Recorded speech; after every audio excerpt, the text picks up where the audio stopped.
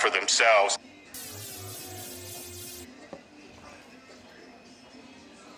So this is just the tip of the iceberg. It's going to get more restrictive. There's going to be more power brought to bear going forward if we don't stand up now and fight back. I just think people are so sick of constantly being bossed around, restricted, mandated, all these different things. We've had enough of it, and we want people to be able to make their own decisions. And so it is important to stand up for people's individual ability to make decisions for themselves.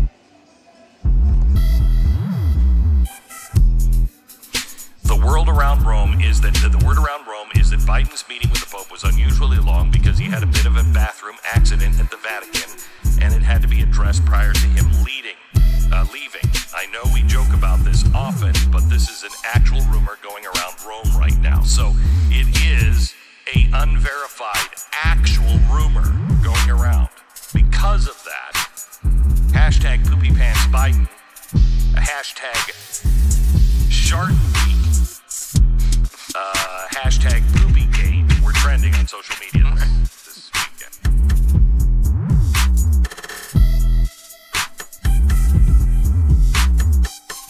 Same day the NIH said that yes, there was a gain of function in Wuhan, the same day the definition appeared, the new definition, to try to define away what's going on in Wuhan. Until you accept it, until you accept responsibility, we're not going to get anywhere close to trying to prevent another lab leak of this dangerous sort of experiment. You won't admit that it's dangerous, and for that lack of judgment, I think it's time that you resign. Thank you, Senator Paul. Ladies and gentlemen, this is what we've been waiting for. This is what we've been fighting for. This is why we've been telling you to hold your ground. Guess what?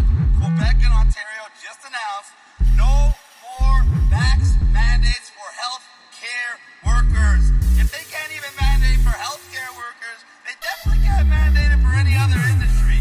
This is the turning point we have been waiting for, ladies and gentlemen. Oh my God, it's just such an unbelievable moment.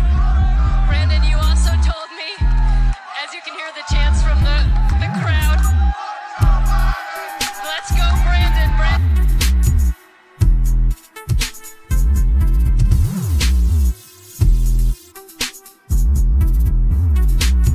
If you look at what's going on with some of the big corporations with their woke agenda, when you look at the Brandon administration in terms of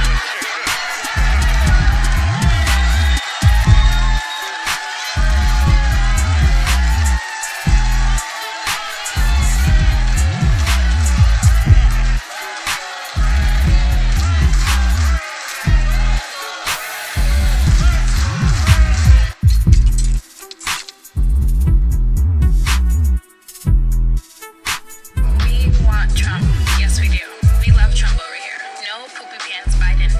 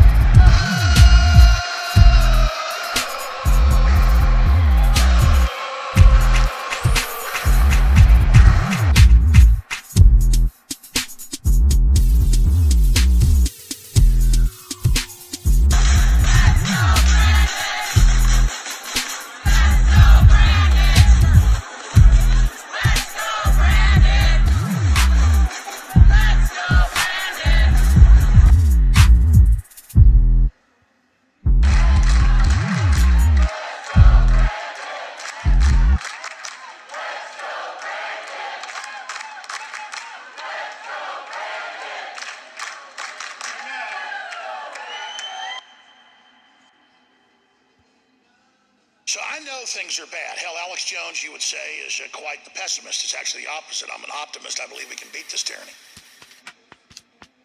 But when I see things come out that are now confirmed that the FBI had HD footage, of course they were surveilling everybody that day, and drone footage with infrared, clear footage, of Kyle Rittenhouse being shot at repeatedly before he defended himself. They didn't just have guns in their hands waving him at him. They were chasing him and shooting at him while they were burning down buildings. And they all had rap sheets as long as my arm. And the FBI sat on bombshell footage from Kyle Rittenhouse shooting that he was being shot at and retreating. Because the one crime in the New World Order is defending yourself from the criminal state and its minions like Antifa, a pack of pedophiles and others that were chasing him down the street. I have an incredible conviction on my heart, on my mind, on my soul, deep down inside. I'm going to have to take action, and that means political, that means nonviolent, but that means civil disobedience. And then if they try to physically attack us and kill us and put us in prison, I don't know what we do, because we cannot let them sit there and attack our children and attack our little babies like this. It's just incredible. You know, I'm not an enemy of the U.S. Army or the U.S. Air Force or Marines or the Navy. I'm not an enemy of the Coast Guard. I'm not an enemy of the FBI. I'm not an enemy of the local police department. I'm not an enemy of the Catholic Church. I'm not an enemy of the Muslims. I'm not an enemy of Billy Graham Jr. But I am an enemy of evil people and institutions that are in control of most organizations. And I cannot sit here and watch them commit these crimes against humanity and live with myself. So I know things are bad. Hell, Alex Jones, you would say, is quite the pessimist. It's actually the opposite. I'm an optimist. I believe we can beat this tyranny. But when I see things come out that are now confirmed that the FBI had HD footage, of course they were surveilling everybody that day, and drone footage with infrared, clear footage, of Kyle Rittenhouse being shot at repeatedly before he defended himself. They didn't just have guns in their hands waving him at him. They were chasing him and shooting at him while they were burning down buildings. And they all had rap sheets as long as my arm. And the FBI sat on bombshell footage from Kyle Rittenhouse shooting that he was being shot at and retreating. Because the one crime in the New World Order is defending yourself from the criminal state and its minions like Antifa, a pack of pedophiles and others that were chasing him down the street. I mean, of course, the first guy he shot was a convicted child rapist who kidnapped and raped, what was it, a 7-year-old boy? Repeatedly? And then the rap sheets just continue from there. Scum of the earth. Kyle Rittenhouse did a better job than most trained police officers would have in that situation. And that's why he's got to be punished. Because goodness has to be punished. Now, I got a lot of huge news today. And once you hear this news, you'll think, well, why is the Rittenhouse story the first thing you talked about? Well, you can hear the thunder. You can feel the rumble across the world of God's anger. Because powerful private central banks have created unlimited currency for themselves. And they've used that to basically buy off almost everyone. And so even people that aren't involved in the burning down buildings or the raping of children or the medical testing on newborn babies while they're still alive, they're not physically doing it themselves, but they know what's going on and they're protecting that system. And they've made themselves the bad guys. Now, that doesn't mean that the entire FBI headquarters is our enemy. Doesn't mean they're all evil men and women inside there. But the people running it are bad. And you can count that it's a bad institution. You can believe that it's evil and lies and fights for the forces of darkness when it counts. And that's sad because